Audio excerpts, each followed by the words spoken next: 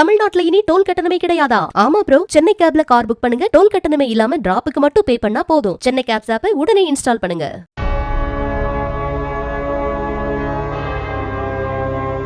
கடந்த 1993ஆம் ஆண்டு திமுகவிலிருந்து வைகோ வெளியேற்றப்பட்ட போது அவருக்கு ஆதரவு தெரிவித்து வெளியேறிய 9 மாவட்ட செயலாளர்களில் கணேசமூர்த்தியும் ஒருவர்.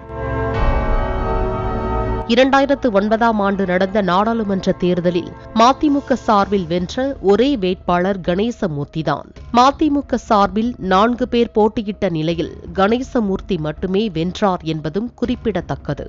எனினும் மக்களவைத் தேர்தலில் தொடக்கம் முதலே கணேசமூர்த்தி தீவிர ஈடுபாடு காட்டவில்லை.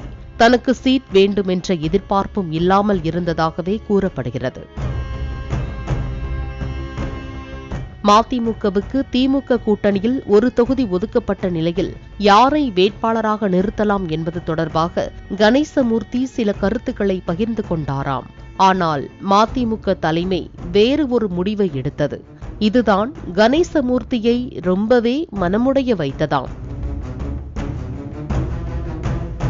30 ஆண்டுகள் மதிமுகவுக்காக உழைத்தவர்களுக்கு வாய்ப்பு மறுக்கப்படுகிறதே என்கிற வேதனையில் தென்னை மரத்துக்கு வைக்கக்கூடிய பூச்சிக்கொல்லி மாத்திரைகளை தண்ணீரில் கலந்து குடித்துள்ளார். பின்னர் கோவை மருத்துவமனையில் சிகிச்சை பெற்ற அவர் இன்று உயிரிழந்தார்.